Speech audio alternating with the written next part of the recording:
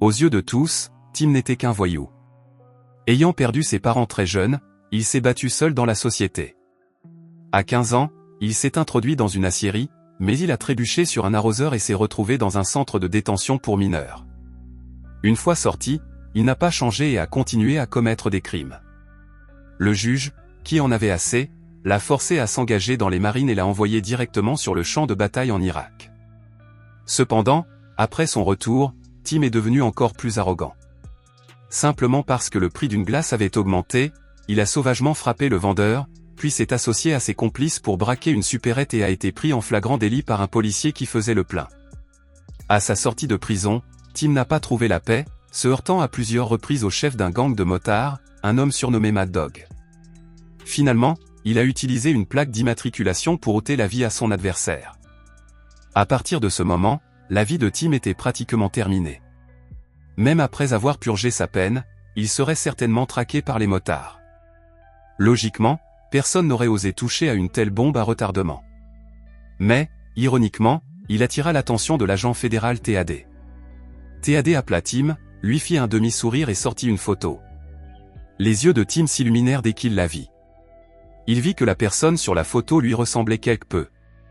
Mais il ne savait pas que cet homme était le baron de la drogue locale, Bobby Z. Mais à cause des guerres entre gangs, il était recherché par d'autres gangs. Après avoir perdu 2 fidèles hommes de main, Bobby Z était complètement terrifié. En une seule nuit, il disparut sans laisser de traces, laissant derrière lui un immense empire de la drogue qui continua à fonctionner. Bobby Z avait un partenaire mexicain, un baron de la drogue nommé Don Ordero. Peu de temps auparavant, Don Ordero avait capturé le partenaire de TAD, menaçant TAD d'utiliser Bobby Z comme monnaie d'échange. Pour sauver son compagnon, TAD chercha Bobby Z partout, mais il apprit que Bobby Z avait été mordu par un insecte venimeux en Thaïlande et était mort. Si cette nouvelle venait à être divulguée, le partenaire de TAD perdrait certainement la vie. Heureusement, Don Ordero n'avait jamais rencontré Bobby Z. TAD a donc élaboré un plan audacieux, Tim se ferait passer pour Bobby Z afin de l'échanger contre son partenaire. TAD a promis que si l'accord aboutissait, toutes les accusations contre Tim seraient retirées. Rester en prison en attendant la mort ou tout risquer pour une chance de vivre. Tim a rapidement fait son choix. Il se coupa les cheveux longs, s'incisa des cicatrices sur le visage pour ressembler à Bobby Z et commença à imiter les passe-temps et les habitudes de Bobby Z. Pendant cette période, le subordonné de TAD donna 2 photos à Tim, affirmant qu'il s'agissait des 2 maîtresses de Bobby Z. Quand il vit une femme nommée Elizabeth, le cœur de Tim fit un bond. Ce fut le coup de foudre. Mais TAD ne se souciait pas de ces choses, car ce soir-là était le jour de la transaction. L'associé de TAD fit sortir Tim de prison. À la tombée de la nuit, les 3 hommes arrivèrent à la frontière entre les États-Unis et le Mexique. Pendant qu'ils attendaient, cet homme mentionna un certain Monk, disant qu'il était le confident de Bobby Z chargé de la comptabilité informatique. Peu après, 2 voitures arrivèrent.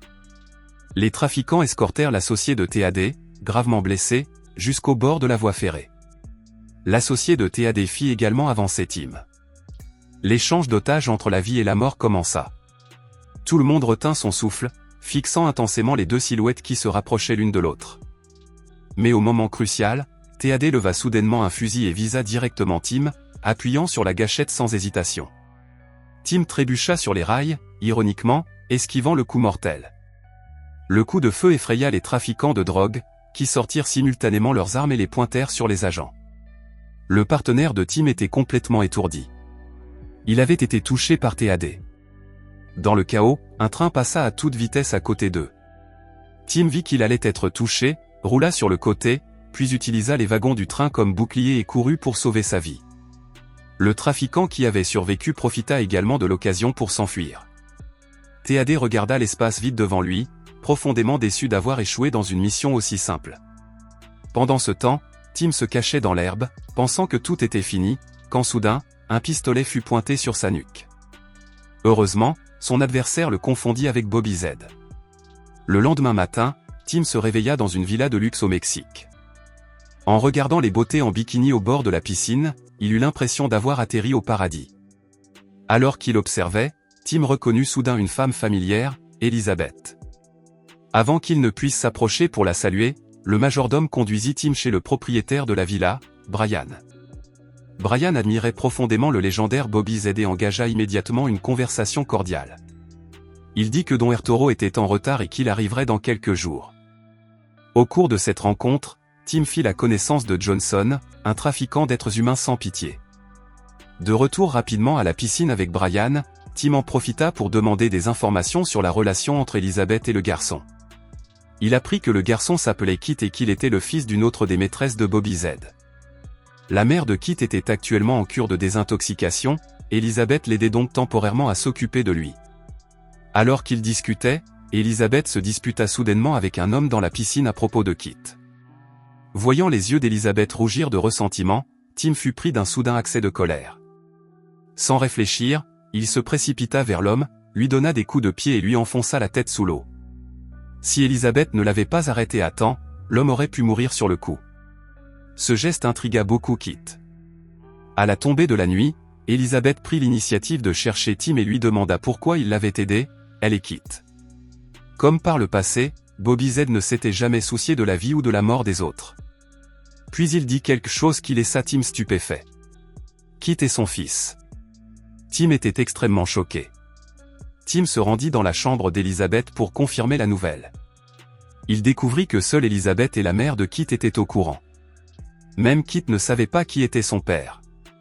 Peu après, Elizabeth changea de ton, demandant à Tim s'il était revenu uniquement pour l'argent et lui rappelant de ne pas oublier sa part. À ce moment-là, Tim comprit qu'il y avait certainement un autre secret caché entre Elizabeth et Bobby Z. Mais à l'insu de Tim, Tab mit en place un nouveau plan.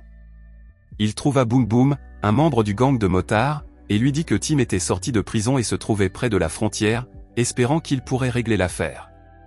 Tout le gang voulait tuer Tim pour gagner des points. Le lendemain matin, Tim était encore plongé dans le bonheur. Mais l'expression d'Elizabeth changea soudainement, l'exhortant à partir immédiatement. Elle l'avertit qu'une fois Don Arturo de retour, Tim serait certainement mort. Il vit Kit en train de jouer à un jeu vidéo. Kit comprit les intentions de Tim et le supplia à plusieurs reprises de l'emmener avec lui. Au départ, Tim ne voulait pas accepter, mais se souvenant des paroles d'Elizabeth de la nuit précédente, il comprit que la vie du garçon n'était pas facile. À ce moment précis, Johnson entendit le vacarme et courut vers eux. Tim sortit immédiatement un pistolet pour l'affronter. Il appuya sur la gâchette, tuant Johnson sur le coup. Tim vola ensuite un cheval, hésita un instant, puis décida d'emmener Kit et de s'enfuir. Cette scène rendit Brian furieux. Il hurla, ordonnant à tous ses subordonnés de les poursuivre. Pendant ce temps, Brian attacha Elizabeth à un montant du lit et la tortura brutalement, la forçant à révéler où se trouvait Tim. Mais avant qu'il ne puisse se réjouir, Don Arturo arriva au domaine et ordonna à ses hommes de battre Brian jusqu'à ce qu'il soit à l'agonie. Après avoir découvert que c'était Elizabeth qui avait informé Tim, Don Arturo la menaça de la défigurer pour l'intimider, lui ordonnant, ainsi qu'à Johnson, de capturer Tim vivant dans les 3 jours. Brian n'eut pas cette chance. Le lendemain, TAD trouva le corps de Brian dans une décharge. La police locale comprit immédiatement qu'une méthode aussi cruelle ne pouvait être que l'œuvre de Don Herrero. Cela rendit TAD encore plus anxieux. Il offrit immédiatement une récompense de 10,000 $ et contacta Boom Boom, lui communiquant la direction prise par Tim. Tim, qui ignorait tout, réussit finalement à sortir du désert en boitant avec Kit. Ils atteignirent une petite ville, louèrent une maison et une voiture. Don Hero ordonna alors que Kit soit emmené en premier. Voyant cela, Tim pensa immédiatement à un plan et le signala à Kit avec ses yeux. Le garçon comprit et mit soudainement Don Hero dos à genoux. Elizabeth saisit également l'occasion pour échapper à sa captivité. Tim s'empara rapidement d'un pistolet appartenant à un homme proche, tira plusieurs fois sur 2 personnes et les tua, puis se lança dans un combat au corps à corps avec l'homme corpulent restant. Elizabeth et Kit se battirent avec Don Hero. Pendant la bagarre, Tim ouvrit une cuisinière à gaz, utilisant la flamme pour se libérer de l'étreinte, et utilisa toute sa force pour briser le cou de son adversaire. Mais Don Arturo se libéra également, levant un pistolet pour tirer sur Tim. Au moment décisif, Elizabeth rugit et tira la première sur Don Arturo, le tuant. La crise fut enfin résolue. Au même moment, TAD se rendit dans un hôtel secret. Quand il frappa à la porte, Bobby Z sortit de l'intérieur. Il s'avéra que Bobby Z n'était pas mort du tout. Pour échapper à la poursuite de Don Herrero, il avait engagé TAD pour organiser ce plan. Le lendemain matin, Monk apporta joyeusement de l'argent liquide sur un yacht, se préparant à s'enfuir avec Elizabeth. De manière inattendue, avant qu'il n'ait pu dire grand-chose, Tim sortit de la cabine. Il tenait un pistolet et dit à Monk de laisser l'argent et qu'il pouvait partir, lui gardant gentiment de liasse. Monk ne s'attendait pas à être trahi à la fin. Mais sa nature lâche l'empêchait de risquer sa vie. Il ne pouvait que dire à Tim de prendre soin de son yacht bien-aimé. En regardant Monk s'éloigner, Tim jeta nonchalamment le pistolet à la mer. Mais un instant plus tard, un groupe de motards arriva soudainement. Tim était terrifié. Pour éviter d'impliquer les deux autres, il descendit rapidement du yacht et courut vers le rivage. Dès qu'il atteignit le pont, Tim fut encerclé par les motards devant et derrière, sans issue. Dans un moment de désespoir, il vit soudain Théadé qui conduisait avec le vrai Bobby Z. Tout devint clair et Tim pensa à une contre-stratégie. Il déclara à haute voix qu'il était le vrai Bobby Z. Et que celui qui était dans la voiture était Tim, celui qui avait tué Mad Dog. Comme les deux hommes se ressemblaient beaucoup, le chef des motards hésita. À ce moment précis, Kit se leva sur le yacht, s'approcha lentement et cria fort à Tim en l'appelant papa. Cette phrase aida immédiatement le chef des motards à identifier sa cible. Sans réfléchir, il appuya sur la gâchette, tuant le vrai Bobby Z. Théadé, ne voyant aucune issue, entraîna désespérément le chef des motards avec lui dans la mort. En un instant, la mêlée prit fin. Le bruit des sirènes de police fit fuir les hommes restants, pris de panique. Tout finit par se calmer. Tim sauta dans l'eau et, avec l'aide de Kit, remonta sur le yacht. Les trois n'avaient plus aucun souci, ils s'étreignirent fort et se dirigèrent vers un avenir heureux qui les attendait.